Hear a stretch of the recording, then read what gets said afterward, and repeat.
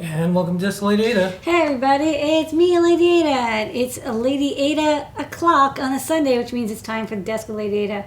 We check in on my desk, which is jam-packed full of goodies, and also what's going on in Phil's brain. No. What? Yeah, we're not doing what's going on in Phil's brain. We're gonna do just a little bit of news and then some very important things for our community. Phil's brain will be a separate series that we'll start at some point. The number one thing is because we're doing our part with our team, paid day off for voting, helping our team help others vote. Don't forget to make your voting plan. If you've already voted, great. If you've voted early, great. If you've mailed it in, great. Yay. Now it's up to you to help others.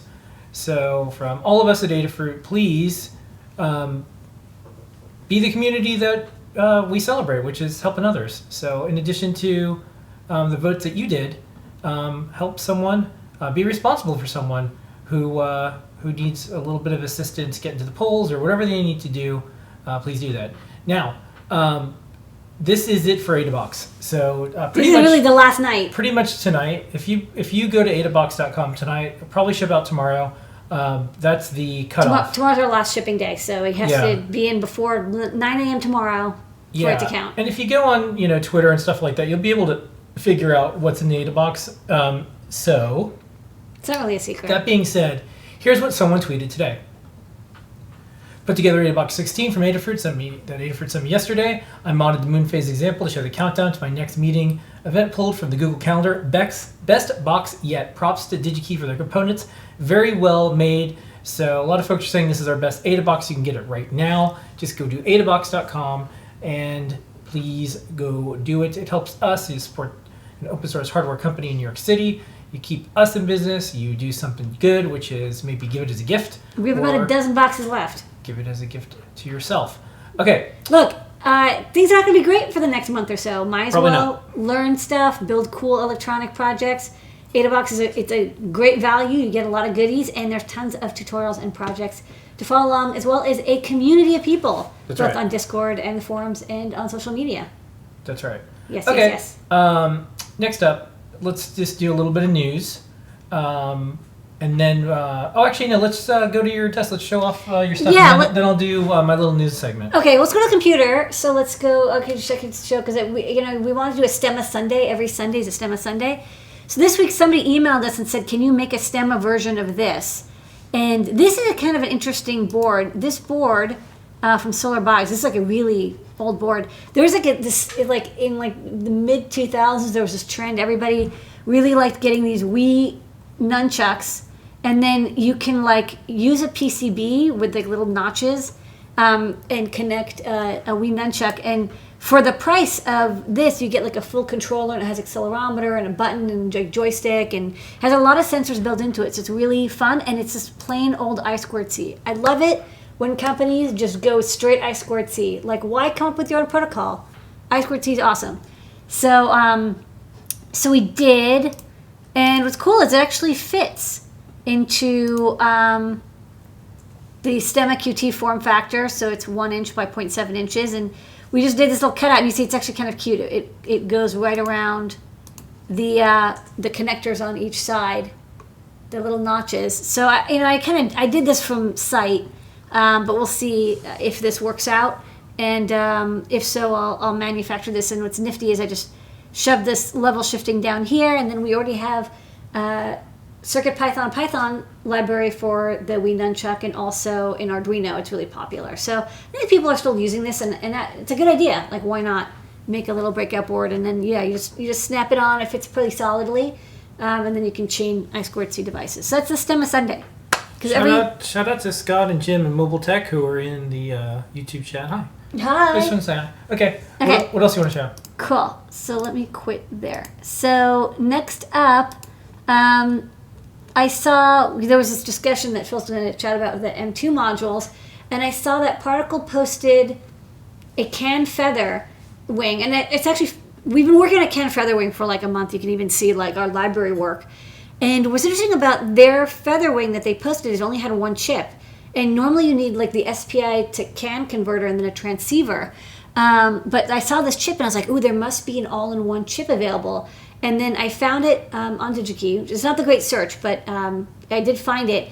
It's kind of neat. So what they did is they made this chip, the 25625, and this is an MCP 2515, which is like a really common.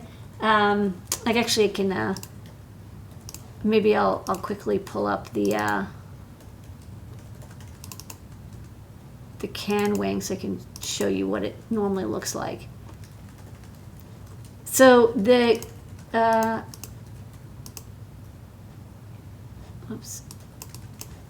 So the CAN feather has this MCP 2515, and then over here is a transceiver. And in the schematic, you can see it here. This is the MCP 2515, which takes SPI in and gives you RX and TX CAN out. It's not transceived. It's not in the right like plus or minus differential setup. It's just like the two data lines. And then you get a separate MCP 2551, which takes the RX and TX and gives you a low and high output. And that's all well and good, but instead of having two chips, you can have one chip. And so that's what the MCP 25625 is. And what's funny is, like, you can tell they really just took the two chips and they put the die together, and then they just like exposed all the pins, because you have still the RxD and TXD, and then you have to tie them together. Like, it's really like they're two separate chips in like two corners, and like you have to connect. Like, they have separate power domains and separate ground pins, and then the RX has to connect to the TX of one, and like it basically acts as if it was both chips. But I think they probably didn't.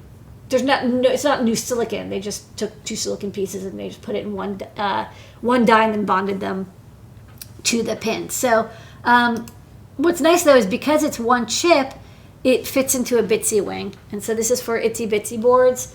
We've got 32U4, and I've got M0 and M4, NR52840, and I'm going to definitely get, I have an ESP32 one from a while ago and finished one day. I'll probably do an ESP32 S2 one as well, just because I like this cute little form factor. And then you can add a CAN bus to it using SPI. So I think that'll be kind of popular. I'm trying to like get all the CAN stuff done. It's like, why not? If you can do it, might as well do it. Okay, so that's my news, and then you want to go quickly to the overhead. I'll just show off some of this EInk stuff I'm still working on. Yeah, Scott's in the chat, so he might be interested in this, or maybe everybody's interested in this. Yeah. So I'm playing more with displays. So basically I have a gigantic pile of EInk displays. I have like 25 or 30 different EInk panels in this box. I don't know, it says like EInk somewhere. E-inks on here. And so I got a couple more sizes working. Let's see, okay, I guess is it focused? Yeah. So one is the 4.2 inch. No, it's not. Hold on. Here you go. Okay. One is this 4.2 inch monochrome grayscale display. And this is the GDE 042 T2. So this worked, pretty nice. It has a similar chipset to the ones that we've already supported. And then we also released in the last week this 2.9 feather wing. So it has your standard feather on the back, and then there's some buttons. And you can use the buttons to select different images. I'm just doing a graphics test. So just showing off the light, dark, grayscale, and then black. And then we were also playing around with dithering images. So you grabbed a still from Dune, and we were going to try to make a little displayer that would, on the ESP32S2, which would go on the internet, like we would on I/O, and we would upload an image to it, and would download the image and render it. But then we had some issues with SSL stuff, which we'll ask Scott about later. Something unhappy with SSL. But the idea is that we can have a little, I've seen a lot of people make these one frame at a time movie viewers, so we can do it. And I think the grayscale looks pretty good. And then one thing I discovered, because I was playing around with these displays, and I accidentally had, it's like the best inventions come from accidents or discoveries from accidents. I had a tricolor. This is a tricolor display, and I had this plugged in while I was running the grayscale code, and I found out that tricolor displays can display grays, not as nicely as a monochrome, but like that's good to know. there is some grayscale capability, which is not something I knew existed. News to me as well. Yeah, it's a little fascinating. There's a lot of stuff that is a little unclear about how like lookup tables work, and there's I think now that I think about it, makes sense because the grayscale, and Colin's going to do a little video about this. You're basically just like messing with how hard you pull the white and black charged particles to create like a lighter gray or a darker gray, not having all the black and white pixels separated, but having them mixed a little bit. And so you still have that with tricolor displays, but you also have the red as well. So we kind of trying to see if it's possible to do like light red or something. I don't know if that's possible to like mix the red and the white to have like pink colors. So I'm sure if like you really messed with the lookup table. But so I was just playing with EInks, and then I got this in the mail. This is exciting. So this is a 7-color EPD. So this is an EInk display that has multiple channels of color. So I'm going to work on getting this supported in the library as well, because it's, now that I've like written like drivers for like 7 or 8 different chips, they're all kind of similar, and there's only like 3 like kind of families, so you just have to sort of know the different ways that they want you to update and test for busy signal. But they all kind of like they clearly copied from each other. I think the toughest part is sometimes the example code you get is incorrect, and that's always like I like half the example code that I've seen. They have like a buffer of data that they write for the lookup table, and the buffer of data size and the size they're writing doesn't match. Like somebody just copied and pasted it wrong, so they just like they keep writing like past the buffer into like uninitialized memory, and I guess it's okay. I don't know, like that's fine. So next up, I'm going to do this 7-color EInk display, and so me and Melissa are doing this huge refactor of our Arduino EInk library, because with all the stuff that we've learned about EInk displays. But enough about me. Yeah, so Time to talk. I've been keeping an eye on a few things. Yeah, and one now of it's them time for Phil's brain. Yeah, and there's some M.2 boards. So these are normally Bluetooth and Wi-Fi modules, and now cell phone modules, and hard disks too. Hard disks. So you just clip them in, and now you've got the latest Bluetooth or latest Wi-Fi or latest cell phone, or maybe it's an SSD. And there's been some companies over the last few years that have been using that standard or a variation of that standard to add microcontrollers. Haven't seen a ton of examples out there yet, but the ones that I was looking at, Sipid was the first back in 2017. Hard to access their site. It's in China, but Seed was selling them. Haven't seen anything. This was more of a machine learning. Yeah, this is the Kendrite. Yeah, it's on the far right. K210, which is like an interesting, AI chip, and they made a little module for it. Yeah, and then to the left there is Google Coral. Google is definitely trying to do machine learning stuff. And then more recently, far left, Maker Diary, that was July of 2017. And then within 2 days of each other, Particle, that's the black one, the second one on the left, and then in the middle one, SparkFun. So they call it Micromod. Yeah. So I said, well, I have I put my journalist hat on. I'm just like, well, I want to make sure there's a collection of these somewhere, because no one ever does that work.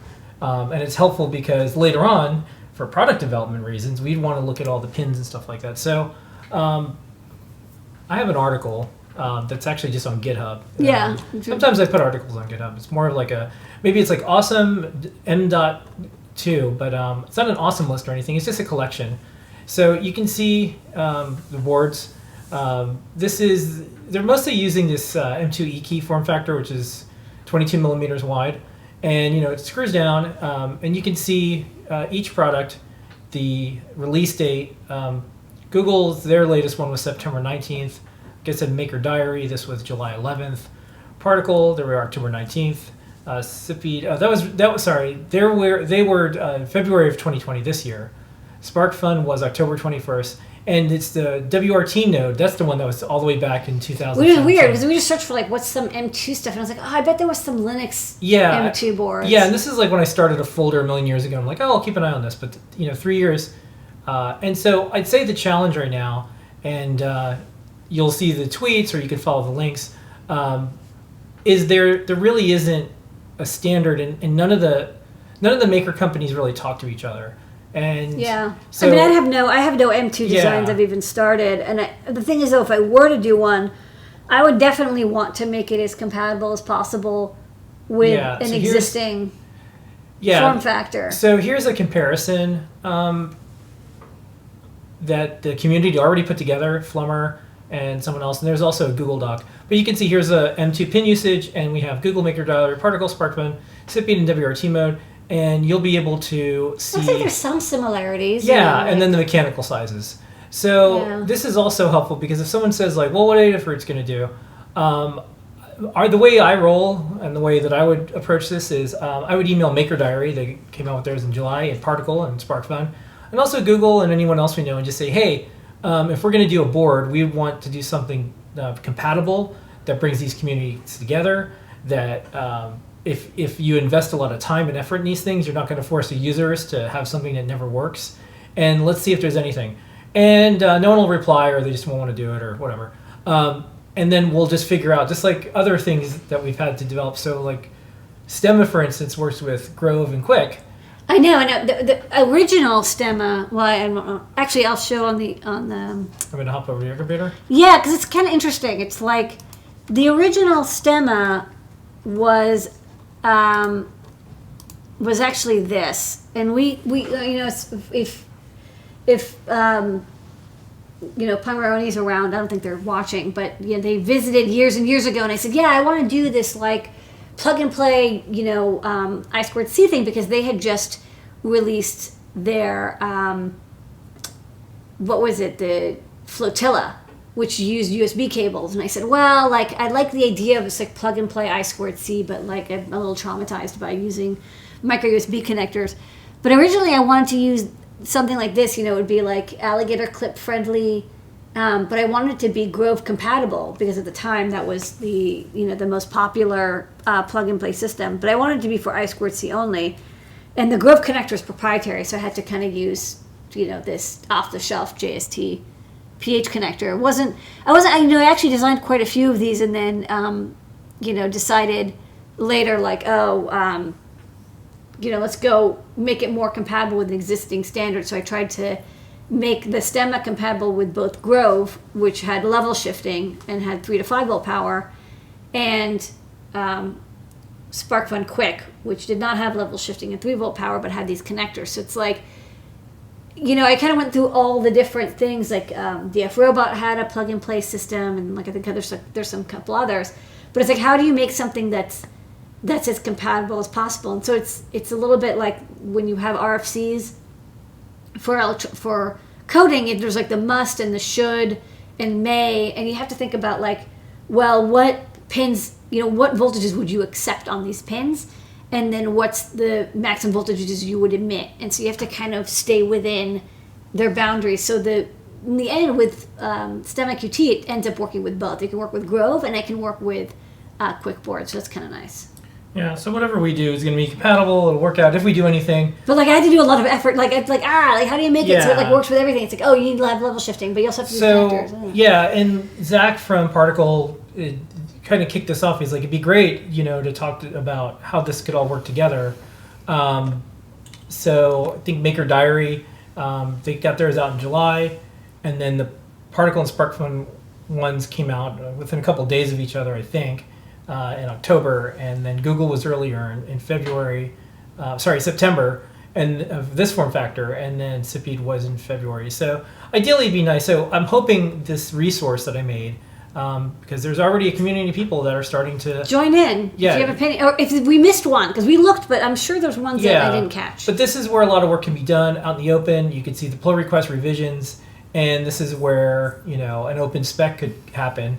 And I think the best way to think of things is, what can you do to make the user's life better? And I think having something that's most compatible and something that people want to use. So the question is too, is like, who wants to use this for what? That also helps sometimes develop a spec.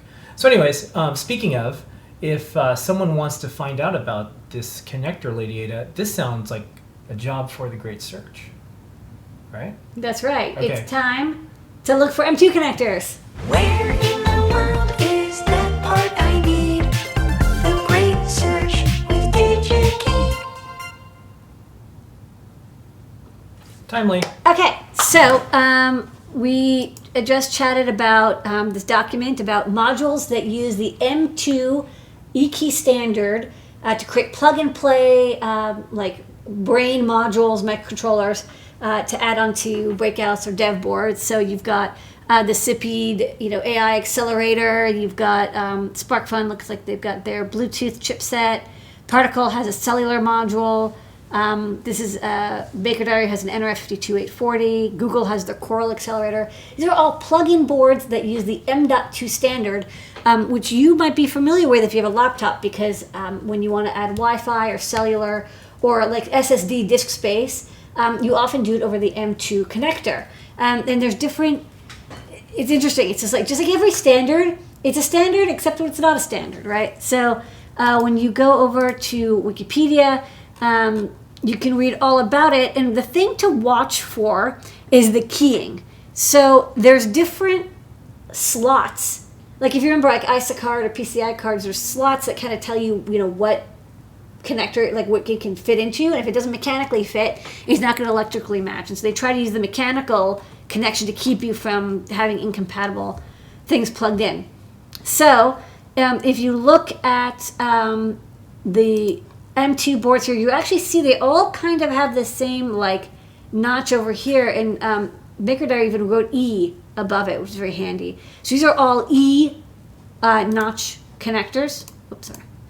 And that key ID, you can see like, there's like ones that are like, these are designed for PCIe, and there's ones that are designed for like, I guess, SATA or audio and USB. But E key has UART, SDIO, I2C, USB, and PCM, which is actually kind of makes sense for a module. Do you know how many M.2 devices can be plugged into a single bus? I mean, I think it's designed for only one. Yeah, I haven't seen any examples. Just one quick thing. This is like the Particle folks made this is their M.2, and then it has feathers because they use the feather format. So yeah, because that's a dock though. The M2 has like 70 pins on it, so it's like it's very easy to like break it out into multiple. And this is their can feathering that I was like. Anyways, as we explore this format, we will let you know what we find out. Okay, so the key ID is something you're going to watch for. But we're looking for key IDE, and so one thing I tried when I first went to DigiKey, because I was like, well, let's find this connector, is I tried searching for M2 connector, and that was actually a mistake because there's actually like way too many things here. What you actually want, and I was like, well, is it like a rectangular connector? Like, kinda. Is it a terminal block or card edge connector? Like, it's kind of like a card edge connector, right? And it was actually a little, it turns out it was card edge, but it was a little weird to find out what it was. And then I realized when I went over to TE's site that these are called M2 NGFF for new generation form factor. So what you want to search for is M2 NGFF. And then you'll actually see, card edge, because it's the only one that has like more than a few connectors. You'll see, of course, you can also get disk drives, right? That's a normal thing. Normally, you would get a disk drive maybe, or SSD drive on an M2 form factor. We want the connector. Okay, so I ended up over here, and as normal, I looked for active and normally stocking, because maybe I want to make an adapter or breakout for this. And then I wanted a surface mount, surface mount at right angle. I don't want through hole. I think that would be tough to use in equipment. And this is where I actually got, again, I got a little stuck because I was like, oh no, there's like all these variations, but like what's the difference? like that one has like an A on it. Does that mean it's A key? And then like, is this a little different? And then this is B. Is it a B key? Like it was, a little confusing. And then I noticed that they're all kind of the same part number, 2199119, and then there's a dash and then a number. And so I tried downloading the data sheet, and yeah, there's like the key and the thing, it's like, it means something. So for E key, I want -4. You can see here, I want like 1-1 or like -4. So I did end up going to the TE website because I thought this was a little bit more clearer, because they actually quite nicely show you the height. Like here's what the differences are. So if you're going to get 4.2 millimeters high, that's without a 1 dash. And if you want it like a low, like closer to the PCB, 3.2 millimeters high, that would be a 1 dash. And then you can search. You can see here they also see key A, key M, key B, key E, and then finally you get to key E. That's the one I want. Key E is this part number. I'm going to say that for the maker companies that are thinking about using this, we really all need to decide, because there is a lot of different types. And yeah, and what's weird is that like -6 is the one is also it's also valid. Yeah, there's 22 millimeters wide, great, but then there's where the keying is.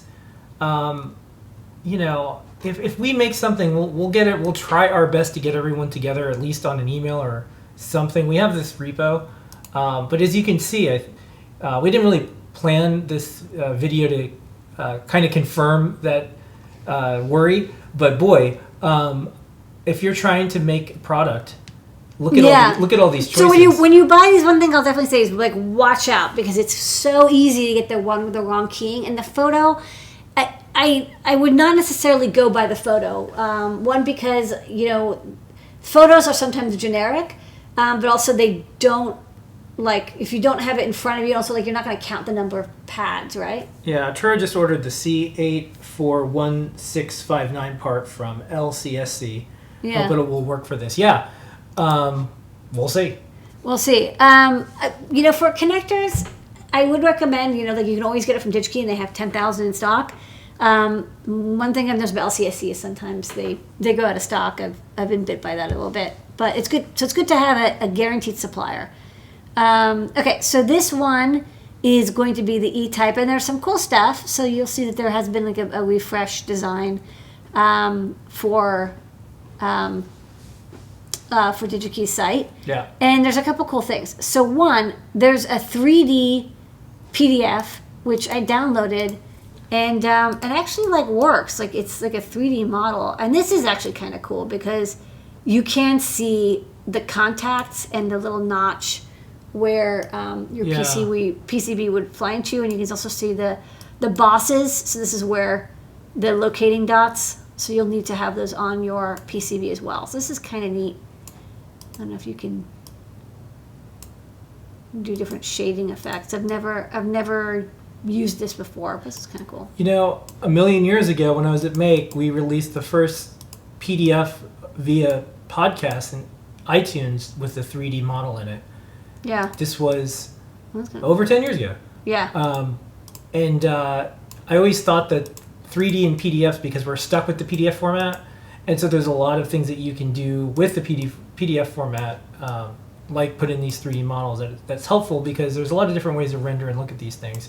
There are web viewers and there's other ways to do it. They also have the footprints and downloadable things for a lot of folks, but I think this is going to be helpful for other people. Another thing is you can actually kind of see it has an E embossed on it. I don't know if I can get these. It's tough to see with this lighting. I don't know if I can get it to visualize it, but there's like a little E. If I move it around, you can read it. There's a little E on the marking. So I guess, the E is what tells you it's an E key. Okay, and then next up, I think that was nifty, is they now have a link to Snap EDA, which I don't think was there before. So what's cool is you can download, and I'm logged in, but when you go here, it'll actually have the CAD file with the footprint and the pinout, and that's not the most beautiful of all, drawings. I mean, it's going to be very bare bones. It's not going to be, if you're using a particular pinout, like you want pin 1 to be named ground, it's not going to have that. It's just going to be called pin 1. So you might want to take this and adapt it to have the pin names match the module you're using. So instead of being like, what's the URX pin? Oh, it's 19, and then like finding it, you can adapt it. But you can download the format, and you can download it in Eagle or OrCAD or Altium or whatever. So I use EagleCAD, and you can open it, and there's a little instruction. And when you open it in EagleCAD, Good part. you'll see the footprint. And this is actually really nice because this part is what is annoying to make, is like the pads all perfectly lined up, and the correct sized boss holes. And I like that there's even a center point. So that's kind of handy so that the pick and place knows where to pick it up safely. So this is pretty cool. So some nifty new things. I think connectors especially, and TE connectors, you'll have a good experience with them. I've always had good luck with TE connectors. They're high quality. They don't break. They're reliable, and these are clearly designed to like be used in stuff like laptops and backplanes and like high reliability need products. Like they're not going to be used in disposable electronics because most disposable electronics don't use M.2 connectors. So that's it. So if you want to use M.2 modules, you want to add these to your board design, pick up TE 2199119-4. That's my recommendation. It should fit with these modules quite nicely. Do you think people say M.2, or do you think they say M2? I have no idea. Yeah. I'm going to say M2. Someone will actually. And then someone said, is the name of the thing boss holes? Yeah, that's the name. Yeah, I call them, they're bosses, and you have a hole for the bosses, so they're boss A lot of holes. people call their manager boss hole. So no, they do. I don't know it. And they're orientation bosses, orientation holes. I mean, there's something that basically keeps the mechanical. It's like donut holes. Let's just stick with boss holes. Boss holes? Yeah. Yeah. Donut holes, they're not actually donut holes. They're made in a separate process. They're not like the leftover donut centers. You'd think they are, but they're not. They're made actually totally separately. Yeah. The more you know. It's all lies. Okay. That's the great search. Think of all the things you learned today. All right. And thank you so much, DigiKey and LadyAda, for doing a great search. Yes. Where in the world is that part I need? The great search with DigiKey. Okay, that's our show for tonight, but I'm going to leave you with two things. First up, One, even if you voted, go Bug help your friends. someone. bug your family. And if you haven't voted, make your plan to vote, because things might change over the next 8 or 9 days. And we actually looked it up. Voting is considered essential. If you're in a place that says you can only perform essential tasks, It is essential. It's considered essential. Do it early, help others, especially if you've already done it. You're not finished. It's like when you toss thing in the recycle bin. That doesn't mean to go and pollute afterwards. That doesn't negate the effort to still try to do things good for the environment. Just like when you're done voting, especially this year, it's not over yet. So that's our little message sheet to all y'all. And then don't forget AdaBox. This is it tonight. I'm going to play out the video that we have with it. We'll see everybody next week. bye everybody.